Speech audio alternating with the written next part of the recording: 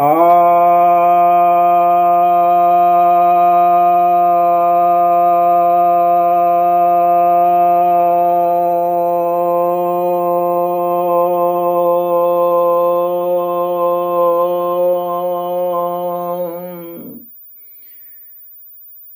भक्तजनों को सप्रेम नमन।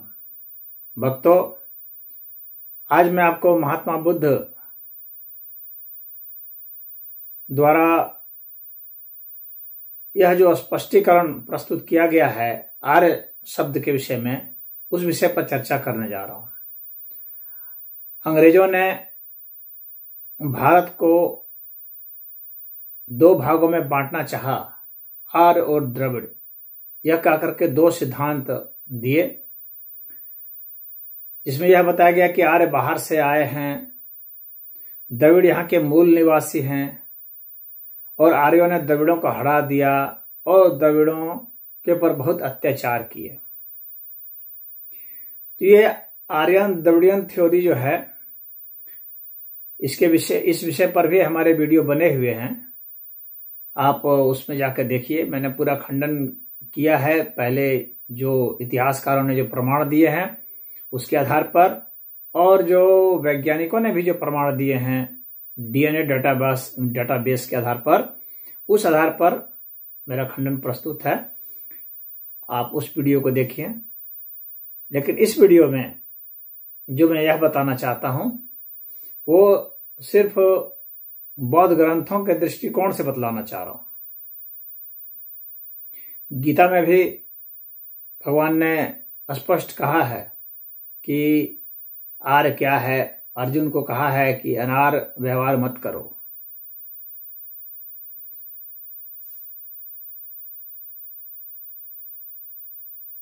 कुतस्त्वा कसमलम इदं विषमे समुपस्थितम अनारजुष्टम अस्वर्ग्यम अकीर्तिम करम अर्जुन।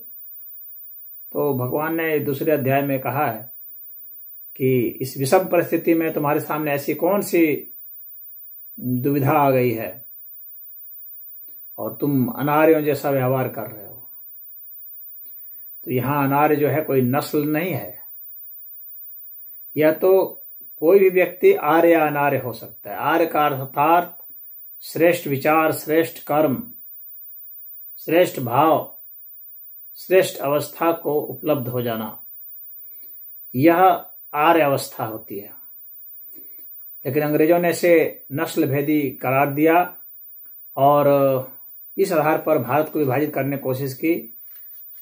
और बहुत सारे भारत के इतिहासकार जो वामपंथी इतिहासकार हैं, उन्होंने तो पूरी थ्योरी लिख दी, आर्यन इन्वेजन थ्योरी, कि आर्य उधर से आए पश्चिम से एशिया के और यहाँ जाके हमला किया, इनकी संस्कृति विदेशी है। ये सब बेकार के अनर्गल चीजें गढ़ी गई। लेकिन अब धीरे धीरे इसके ऊपर पर्दाफाश हो गया और अब इसको गंभीरता से लेने वाला कोई व्यक्ति नहीं है, जो बिल्कुल ही अंग्रेजी परस्त है और विभाजनकारी नीति पर चल रहा है। वही इस बात को आगे बढ़ाने की कोशिश करता है, परंतु सत्य इसके साथ नहीं है। और इसमें सबसे बड़ा जो योगदान है, जब तक वैज्ञानिकों का डीएनए डाटाबेस नहीं आया था तब तक के लिए कह रहा हूं, कि बौद्ध ग्रंथों का सबसे बड़ा योगदान है। क्योंकि बौद्ध ग्रंथों ने स्पष्ट किया, स्पष्ट तो सनातन धर्म के अन्य ग्रंथों ने भी किया है, लेकिन उसको कुछ लोग प्रमाण नहीं मानते, क्योंकि वे तो सनातन धर्म के विरोध में रचना रचने वाले हैं, तो वे क्यों भला मानते। तो बौद्ध जो ग्रंथ हैं उन्होंने स्पष्ट किया है, और आज इसी विषय पर मैं आपको बताऊंगा। और डॉक्टर भीमराव अंबेडकर ने बौद्ध ग्रंथों का अध्ययन किया और बौद्ध संप्रदाय में वे शामिल हुए, कहने का बौद्ध धर्म में शामिल हुए, और उन्होंने भी इस बात को रख दिया, क्योंकि वे बौद्ध दर्शन को मानते थे। तो बौद्ध दर्शन में जो आर्य शब्द का प्रयोग हुआ है वह श्रेष्ठता के अर्थ में हुआ है, वो नस्ल के अर्थ में नहीं हुआ है। वह यह नहीं है कि कहीं से कोई आए, ग्रुप के अर्थ में प्रयोग नहीं हुआ है। वह कोई भी व्यक्ति आर्य हो सकता है, उस अर्थ में प्रयोग हुआ है। और इस बात को डॉक्टर भीमराव अंबेडकर ने स्वीकार किया। इसी कारण यह मामला और ज्यादा दब गया। तो ये अंबेडकर की बहुत बड़ी देन है कि उन्होंने बौद्ध ग्रंथों में जो आर्य शब्द का प्रयोग है उसको समाज में लाया और उनका काउंटर किया, उनके पर प्रत्याक्रमण किया, जो यह थ्योरी प्रतिपादित कर रहे थे कि आर्य जो है भारत से आए वगैरह वगैरह। तो इन सब का जो बेस था वो बौद्ध ग्रंथ थे। तो बौद्ध ग्रंथ में आर्य शब्द के ऊपर बहुत ज्यादा चर्चा है, बहुत बार जिसका जिक्र है। तो इसके लिए बहुत प्रमाण की जरूरत नहीं है, फिर भी मैं आप प्रमाण कुछ दे दूंगा आपके लिए। तो पहले जो है वो क्या क्या उन्होंने बताए हैं, उन्होंने आर्य सत्य बताया है कि कौन कौन सा आर्य सत्य है, कौन कौन जो है आर्य पथ क्या है वह बताया है। तो उसमें सम्यक दृष्टि है, सम्यक संकल्प है, सम्यक वचन है, सम्यक कर्म है, सम्यक आजीविका है, सम्यक व्यायाम है, सम्यक स्मृति है और सम्यक समाधि है। तो जो ये 8 जो आर्य पथ हैं इसका भगवान बुद्ध ने वो किया है। और भी आर्य सत्य क्या क्या हैं तो उसके विषय में अभी हम आएंगे, जिसका कि वर्णन उन्होंने धम्मपद में किया है। अब मैं आपको कुछ प्रमाण देता चलता हूं ताकि वीडियो लंबा ना हो सके। तो पहले सुत्त निपात जो बहुत इसका लोकप्रिय ग्रंथ है, उस बौद्ध दर्शन का लोकप्रिय ग्रंथ सुत्त निपात और धम्मपद है। मैं उसी से उदाहरण देता हूं। धम्मपद को तो समझ लीजिए बौद्ध ग्रंथ, बौद्ध धर्म में उसको गीता का स्थान मिला हुआ है। तो अब यह जो है सुत्त निपात के पराभव सुत्तम का जो ये सुत्त है इसको मैं पढ़ रहा हूं। एते पराभवे लोके पंडितो समव्याख्य अरियो दर्शन संपन्नो सलोकम भजते शिवति। अर्थात इस संसार में अवनति के कारणों को पंडित जानकर आर्य दर्शन संपन्न हो। आर्य दर्शन शब्द का प्रयोग किया है, देख लीजिए। संपन्न हो, स्वर्ग लोक को प्राप्त करते हैं। तो यहां आर्य शब्द का प्रयोग श्रेष्ठता के ही अर्थ में है, आप देख सकते हैं। इसके बाद जो है अब हम हेमवत सुत्तम में आ रहे हैं। इसका 25वीं गाथा है।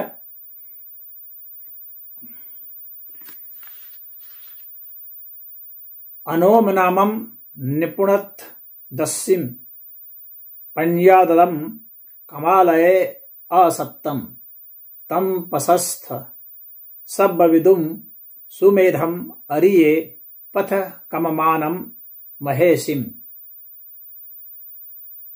अर्थात श्रेष्ठ नाम वाले, निर्वाणदर्शी, प्रज्ञा देने वाले, काम भोगों में अनासक्त, सर्वज्ञ, उत्तम मेधा वाले, आर्य पथ पर चलने वाले इस महर्षि को देखो। यहां आर्य पथ का जिक्र है, जैसा कि मैंने आपको शुरू में बताया। तो यहां पर देखिए आर्य शब्द का प्रयोग किस अर्थ में है, भगवान बुद्ध ने और बौद्ध ग्रंथों में किया गया है। अब इसके बाद आपको रतन सुत्तम के 16वें सुत्त की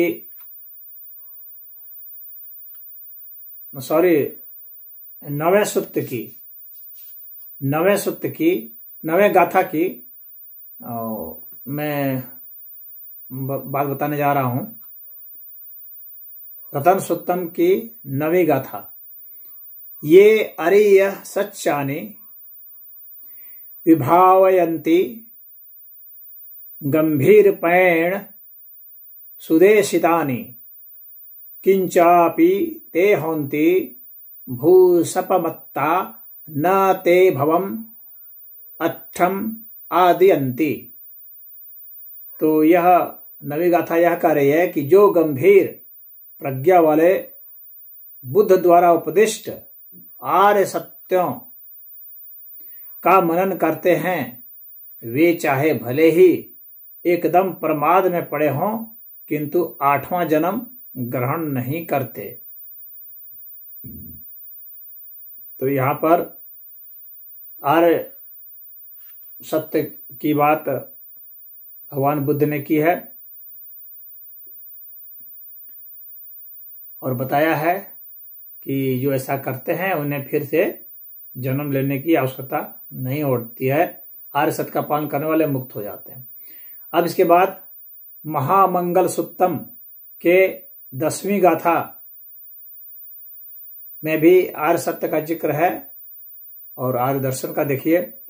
तपो च ब्रह्मचर्यम च अरिय सच्चान दस्सनम निब्बाण सच्ची क्रिया च एतम मगलमुत्तमम। अर्थात तप, ब्रह्मचर्य, आर्य सत्य दर्शन और निर्वाण का साक्षात्कार ये उत्तम मंगल है। तो यहाँ पर आर्य सत्य और दर्शन की बात की गई है कि आर्य दर्शन और आर्य सत्य की जाहिर सी बात है यहाँ नस्ल के रूप में नहीं है और आर्य को श्रेष्ठता के अर्थ में, महानता के अर्थ में यहाँ प्रस्तुत किया गया है। वह आदर्श अवस्था के अर्थ में प्रस्तुत किया गया है जहां पर हमें पहुंचना चाहिए, हर एक मनुष्य को पहुंचना चाहिए। इसी तरह से किंसिल सुत्तम की 7वीं गाथा में बताया जा रहा है। धम्मे च ये अरिय पवेदिते रता अनुत्तरा ते वचसा मनसा कम्मना च ते संति शौरच्च समाधि संठिता सुतस्य पन्याय च सारमज्ज घूति। अर्थात जो आर्यों के देशी धर्म में रत हैं, आर्यों के द्वारा जो धर्म बताया गया है उसमें जो रत है यानी जो श्रेष्ठ पुरुषों ने बताया उस धर्म में जो रत हैं वे मन, वचन तथा शरीर में उत्तम है। उन्होंने शांति, शिष्टता तथा समाधि में संलग्न हो श्रुत और प्रज्ञा के सार को प्राप्त कर लिया है।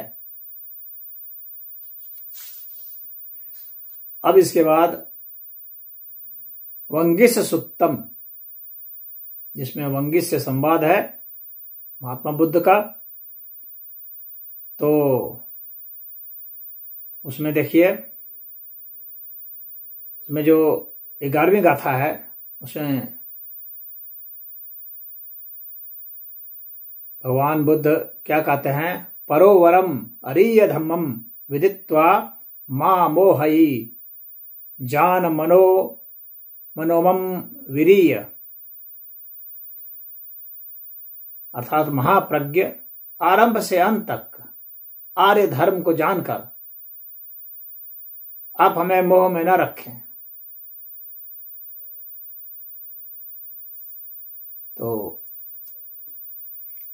इसमें भगवान बुद्ध को संबोधित करके वंगिस कह रहे हैं कि आप आर्य धर्म को जानते हैं और आप हमें मोह में न रखें और हमें उपदेश दें आर्य धर्म का। तो यह वंगिस की प्रार्थना है महात्मा बुद्ध के प्रति। अब इसके बाद हम आते हैं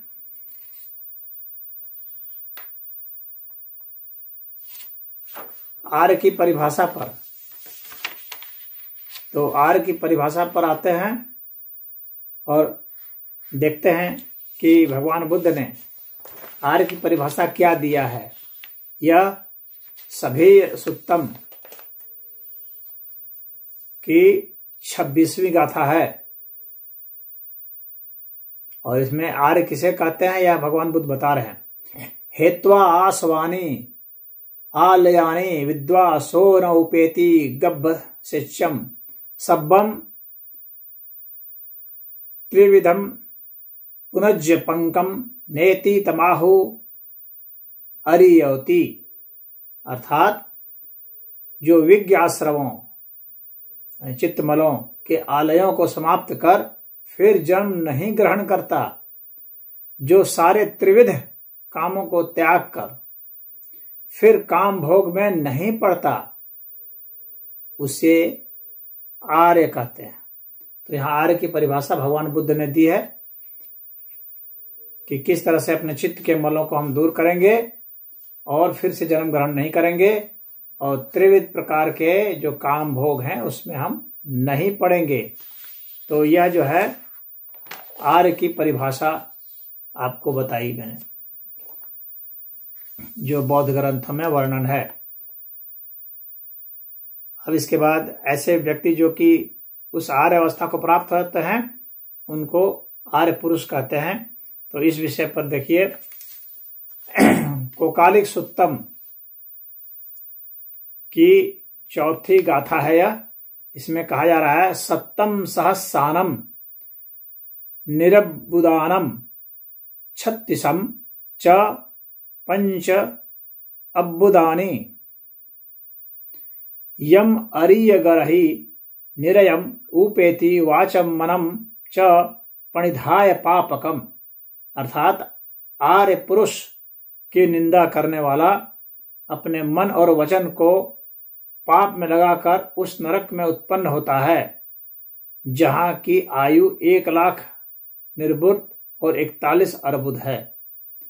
तो यहां बता रहे हैं कि आप नरक में उत्पन्न होंगे यदि आप आर्य पुरुषों की निंदा करते हैं तो। यानी जो आर्य अवस्था को प्राप्त हो गए हैं, जो निर्वाण को प्राप्त हो गए, मुक्ति को प्राप्त हो गए, जो संत हो गए हैं, उनकी आप निंदा करेंगे तो आप नरक में जाएंगे और वहां पर निर्बुद्ध अर्बुद अवस्था में मतलब बहुत लंबे समय तक आप रहेंगे। अब इसके बाद आर्य जो कि जिन्होंने सत्य जान लिया है उसको आर्य कहते हैं। तो इस अध्याय का मैं बतलाने जा रहा हूं द्वैतानुपस्सना सुत्तम। तब इस द्वैतानुपस्सना सुत्तम इस अध्याय का ये 35वीं गाथा है और इसमें कहा जा रहा है अमोष धम्मम निब्बानम तदर्य सच्चतो विदु ते वे सच्चाभिसमया निच्छाता परिनिब्बुताति। अर्थात निर्वाण अनश्वर है, आर्यों ने उसे सत्य जान लिया है। सत्य को जानने वाले वे तृष्णा रहित हो परिनिर्वाण को प्राप्त हो जाते हैं।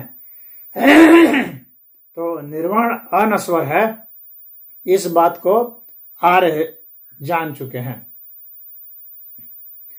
तो जो श्रेष्ठ हैं वे यह जानते हैं कि निर्वाण अनश्वर है, इसलिए निर्वाण की प्राप्ति के लिए यानी शाश्वत अवस्था की प्राप्ति के लिए वे प्रयास करते हैं। तो कुछ लोग जो ये कहते हैं कि बुद्ध जो है शाश्वत अवस्था को नहीं मानते थे, तो यहाँ पर भ्रम है, क्योंकि अनश्वर की बात उन्होंने यहाँ की है। तो अनश्वर अवस्था मतलब शाश्वत अवस्था जो नश्वर नहीं है। तो वे शाश्वत अवस्था की बात कर रहे हैं, बदलने वाली अवस्था से ऊपर की बात कर रहे हैं। तो कुछ लोग कहते हैं नहीं, वे सिर्फ बदलने वाली अवस्था की बात करते थे, परिवर्तन की बात करते थे, अनित्यता की बात करते थे, लेकिन निर्वाण तो नित्य है, निर्वाण तो अनश्वर है, यहां पर बिल्कुल स्पष्ट कहा गया है।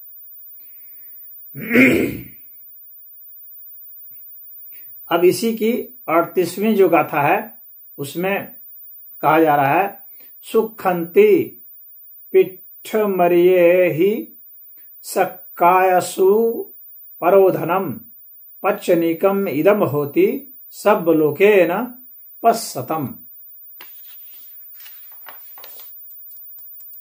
अर्थात 5 स्कंधों के निरोध को आर्यों ने सुख जान लिया है। सम्यक दर्शकों का यह अनुभव सांसारिक अनुभव से भिन्न है। तो 5 जो स्कंध हैं, रूप, रस, वेदना, संज्ञा, ये सब जो स्पर्श, तो इनको भगवान बुद्ध ने कहा है कि इनका जो निरोध है, तो उसको आर्यों ने समझ लिया है कि इनका निरोध ही सुख है। ये यहां पर बता रहे हैं।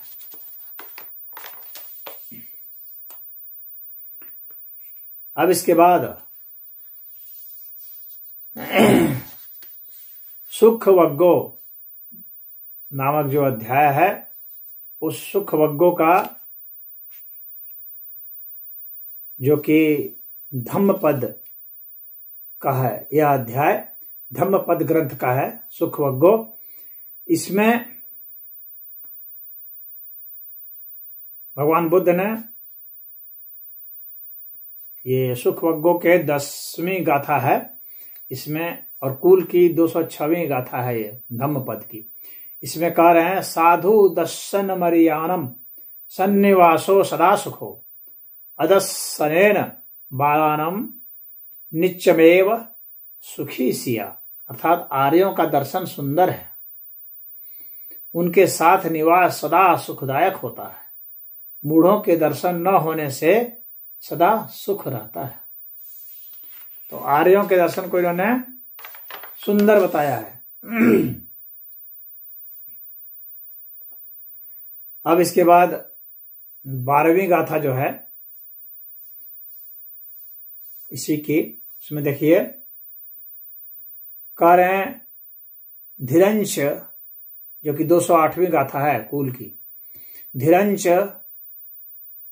पञ्च बहुसुत्तम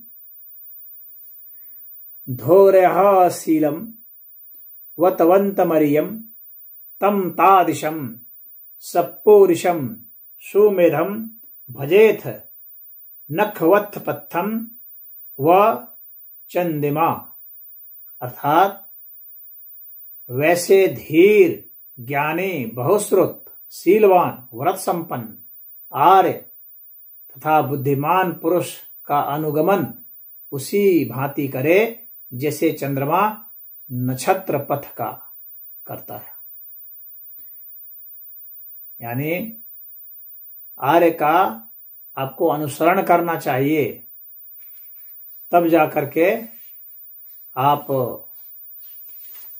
इस जीवन नैया से पार उतर सकते हैं, जन्म मरण के चक्र से पार उतर सकते हैं और निर्वाण अवस्था को प्राप्त हो सकते हैं। अब मल्लवग्गो की दूसरी गाथा जो 236वीं गाथा है, तो उसमें बता रहे हैं, सो करोहि दीपमत्तनो क्षिप्पम वायम पंडितो भव निधंतमलो अनंगणो दिव्यम अरिय भूमि में हिसी। अर्थात सो तू अपने लिए द्वीप यानी रक्षा स्थान बना, उद्योग कर, पंडित बन और मल धो डाल, दोष रहित बन, आर्यों के दिव्य पद को पाएगा। तो आर्य एक पद है, यहां पर स्पष्ट कर दिया गया है कि आर्यों के दिव्य पद को पाएगा। यानी श्रेष्ठ पुरुष जिस पद को पाते हैं उस पद को आप पा सकते हैं जब आप उद्योग करेंगे, जब आप पंडित बनेंगे, जब आप अपने मल को, अपने दोषों को धो डालेंगे, तब ऐसी अवस्था आएगी कि आप उस अवस्था को प्राप्त हो जाएंगे जो आर्यों ने पाया है।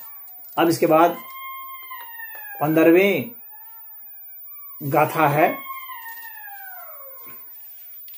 और कुल जो है 270वीं गाथा है और यह है धम्मठवग्गो। तो धम्मठवग्गो अध्याय की यह 15वीं गाथा और कुल धम्मपद की 270वीं यानी 270th। न तेन अरियो होती येन पाणानि हिंसति। अहिंसा सब प्राणानम अरियोति पुवच्यति। कह रहे हैं प्राणियों की हिंसा करने से आर्य नहीं होता, सभी प्राणियों की हिंसा न करने से आर्य कहा जाता है। तो आर्य किसे कहा जाता है, यहां भगवान बुद्ध बिल्कुल स्पष्ट कर रहे हैं कि जो प्राणियों की हिंसा करते हैं उसे आर्य नहीं कहा जा सकता। जो सभी प्राणियों की हिंसा न करे वही आर्य है। तो आपने देख लिया भगवान बुद्ध ने आर्य से संबंधित कैसी बातें की है, और हम सभी को उस भगवान बुद्ध के उस संकल्प और उस उच्च अवस्था को जो उन्होंने बताया कि क्या क्या करना चाहिए, क्या क्या नहीं करना चाहिए, जो आर्य पथ है, जो आर्य सत्य है, उसका उन्होंने जो जिक्र किया है। तो स्पष्ट है कि बुद्ध वग्गो के 57वें गाथा जो है उसमें बिल्कुल कहा गया है कि जो बुराइयों से परे होता है, जो अच्छे काम करता है, जो शुद्ध है, जिसने अपने विचारों को शुद्ध कर लिया है, तो यह जो है भगवान बुद्ध का दर्शन है। सब पापस्य अकरणम कुशलस्य उपसंपदा